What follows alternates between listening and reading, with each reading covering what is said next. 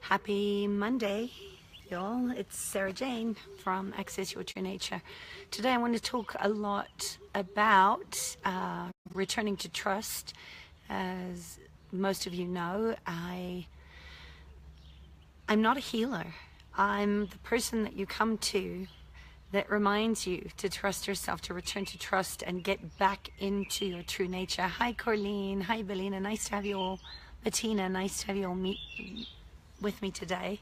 Hi, Tave. Great, you've just hopped on. I want to talk to the energy of returning to trust, because this has been coming up a lot for my clients over the last couple of weeks, on how you actually get out of your own way, and how, even if you are a healer or a practitioner here, hi Ricky, we're really just holding the space for this beautiful intelligence of life that responds to life, and our body is our big feedback on how to stay in the present moment. And this thing that I see all the time, it doesn't matter what species you are, whether you're a human or you're an animal, we have to be willing to have self-trust, and it comes from control and safety. And the only way we get that is to listen to our body. It really encourages us to feel safe and learn, and we can't do that when we're in hyperarousal. This is where we see dominant behavior. Animals, children, horses, it doesn't matter who. It's always the same thing. That when you don't feel confident, you go into dominance, or because there's fear underneath that. Hi Rahana. Hi Nikki. So I want you to encourage you this week to really listen, to tune in more to your body, to your horse, your dog, your child, because inspiration comes through open two-way dialogue. And horses, are so great at showing us our lies. I've seen horses that really know their boundaries. They share their voice. They say no. And then I see other horses that are just so gentle and so soft, and it's so easy to push them around and manipulate them. And it makes my heart break, because they are depressed little souls. They shut down, and they just feel like, what's the point? You're not listening anyway. They don't feel like they have choice. Or I see these strong ones, like I saw today, that all they really want is to be listened to. There is no bad behavior. And I think it's so important in our relationships, even when it's hard, to feel like you have a voice, to just listen, to just slow down to the pace of your animal or your child or your own body, and hear it speak. Give yourself permission for that voice to speak through. And why would an animal's voice or your child's voice be any less important? To just take time to allow them to feel important, because the way that they feel, it's always there underneath the obedience, underneath the passivity, underneath the aggression. And regardless of whether we open the door or not, it's always there. So if you're listening to this, hi Rita, or you have a dog or a horse, or a person at work that's just not listening to you, I'm curious to know, type in the comments below, what do you think your two options are to deal with in a situation where you're being dominated, or you're dominating over your child or your horse or your colleague at work or your partner? Just type that in the comments, and I'll just give you a few seconds to do that. Just feel that in your body too. What happens when you feel dominated? Because the one option that happens, especially in regards to other people, is that we enforce the behavior, and we punish, and we force them out of choice. Or, and this, oftentimes, this is the child that lashes out. This is the dog that snaps. It's the horse that lashes out. Or it's maybe someone at work that really does something really nasty behind your back. Depressed, yes, says Rita. What else? There's a second option that we have, is to just slow down and listen, and know that their voice is important, and try and find a different way forward when you honor their feelings. And we do that through lowering the barriers and asking, well, what else can we try? And with animals and children that have been obedient for so long, there's often nothing. There's just no answer to that. And that's where we need to have patience, and we need to be in the present moment and be persistent in staying open. Because, and I so relate to that too. This is the person that doesn't want to make waves, that bites their tongue, or with a child that doesn't feel heard, or an animal that doesn't feel they have a voice. They will get to a point where they go two ways. Either they shut down, they go into learned helplessness, they become a good girl, or they're going to lash out because trust has disappeared. And in all my years of working with animals that are labeled as dangerous or bad or disobedient, or children that have labels that they're all over the place, or OCD or ADHD or depressed, when you just listen, everything changes. So I really want to invite you this week to just trust in your heart that you're enough. You're enough for your children. You're enough for your animals. You're enough for your colleagues. You're enough for your partner. Just trust that. And if you don't feel like you're in control of what's happening to you, just know that you're not going to feel confident. You're not going to feel safe, and so often, this is where I love the work with horses, because horses don't make excuses. Neither do no animals actually do. They're responding to the immediate moment. They're with what is, and it's always the truth. So if we can just tune in and listen and let them have a voice, know that their opinion is important, the way they feel is important. This is how we can stop any kind of hypervigilant behavior that's dangerous. When we keep the conversation open, when they're in that hyper-aroused state, they can't hear you. It's always overriding communication. And this is where it becomes very dangerous to our health, to our relationships, to our animals. It just becomes dangerous out in the world. And you're not going to, just think about it. If you're in your mind and the busyness of worrying about something, and you're crossing the street, if you're not present in that moment, you're putting your life in danger of getting run over by a car. And it's the same for animals. And children, they're not present.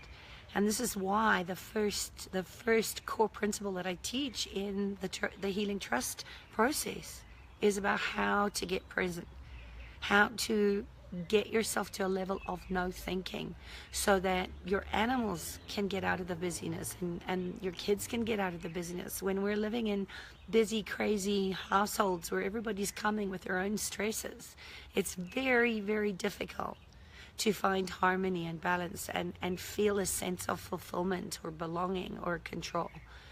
So you need to listen to what your body or your animal or your child is telling you, and acknowledge their concerns. When we're not feeling safe, this is where we force. This is where we go out of our true nature. We get out of trust. We get out of kindness. And we talk at our kids. We talk at our animals. We call them stupid or too sensitive or fussy or disobedient. Oopsie, it says my storage is almost full. So if I lose you, you'll know why. Is this making sense? Give me some hearts. Give me some love. Give me some questions. Tell me, what do you do when you're feeling dominated or you are being pushed around? What do you do? Larry's dying. Okay, Rita. I just want to see. Rita, how do I listen to my Othello, my Oriental Black Cat? Thank you for asking. You get really still and you get really quiet. And Rita, if you're in the Johannesburg area, I'm going to be teaching for the first time the magic, the alchemy of the trust process. I've never taught it before because nobody's asked, and we're raising consciousness up. People are asking for this now, and you can use this trust technique, this present moment with other people, with animals, and it really deepens into a beautiful place of trust and safety. So if you, okay, all right, call me, Rita. Let's talk about that. If your battery's going to die, give me a call. You know how to get a hold of me. And if you're in Johannesburg, come to the Healing Trust workshop. It's called Being Heard for a reason, because you cannot hear people when you're running in fear, and that's pretty much the whole world right now. It's certainly a place of desensitization, shutdown, either hyper or hypo arousal for, I would say every living being in South Africa. And it's time that we change this and really return to trust, because it's the only way to a kinder world and a kinder planet. So, I'll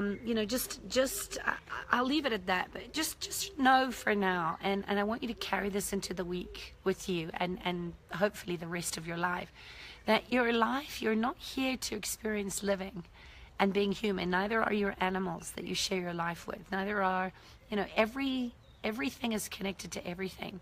And we're not here to control things. We're here to let life move through us. And the minute that you go into trying to control things that are not yours to control, the minute you get into thinking, you are no longer trusting that your body knows exactly what it needs to do. This intuitive process of having a strong gut, right? The courage comes from the enteric brain in your gut. So if you're not eating a healthy live diet, if you're not sleeping, if you're not doing the simple basic necessities, you're going to feel out of control. And anyone that knows insomnia, anyone that knows what it's like to be running on empty, you already know this, how difficult it is to have clarity of mind from a place of deep knowing, not from this thinking state that is so exhausting. It's exhausting for our animals especially, because they will take on our worry as their own worry, and it gets really confusing, because they will show up in bad behavior. They will show up in the way that they're giving you feedback that there's something that you need to look at. Same as your body, same as your children. And think of it like this, if you come across an animal that's incredibly nervous, or a person that's incredibly nervous, you need to help them to feel composed and very mindful about where they are. This is the spatial awareness. This is the, knowing that your body occupies space, your physical body. If someone is feeling uncertain or confused, what is the information that they need? How can you create a safe container for them to feel supported and heard and safe? Your animals and your children, your colleagues, your partner, they're not tasting you. They're telling you that there's something that you need to look at. So, this is the beauty of this work, is that anyone can do it. It's not difficult to do. And if you come across someone that looks very dominating or is very assertive, what they need most with your support is a place where they can get thoughtful, a place that is not worrying for them, that's going to put them into a more worried state. If they're defensive, and often an assertive horse or an assertive person and a defensive person or a defensive horse can look very similar. The energy, the frequency of that feeling is very similar.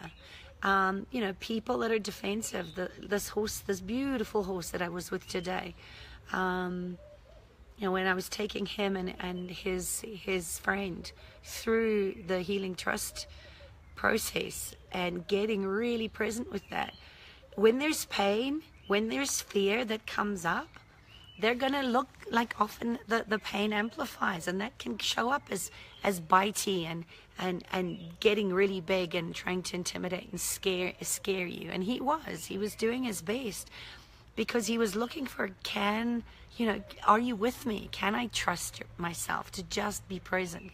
Can I have this peace of mind? Because I was taking on that responsibility for him so that he could just rest. And it was just beautiful, because both these horses were piggybacking on this energy, and And the one went very quickly into a very deep healing state. He lay down and he started to really move a lot of energy. And when he realized that I was creating that present moment of trust for him, he started to realize that it was all right. It was a safe place for him to be. So, you know, with the other one that was very distrusting, because he's been carrying so much of this responsibility for his human for such a long time, he was so shut down. He was just so in this learned helplessness that he had to get himself really big and try and get really scary and, you know, put his ears back and try and bite me. And he was yelling at me inside to just slow down and take it at his pace. And I think that's another thing that's really important, is we're always rushing through things. We're always rushing and we want things to happen faster. Hello, my cat. This is my dirty, snowy cat. Say hello to the people. Life in the family. You know, oh, she's dusty. So, you know, we need to take it at the animal's pace. We need to take it at the child's pace or our partner's place. And this is where persistence, we got to keep going back when we just want to get, you know, this is when we get annoyed, or it's like, why don't you get it already? They can't hear you if they're afraid of punishment, or they're afraid that something bad is going to happen. Now my cat is rubbing up against my tripod. So you need to create a place for the defensive person or the defensive animal that they can trust that you're going to hold that responsibility, and that they can be brave because you're being brave with them. And it's such a relief to just see how quickly they just drop down and they get into that place. And it's just it's the joy of why I love to do the work that I do, because they're so trusting. Animals are so trusting in showing us, you know, how we can return to that trust.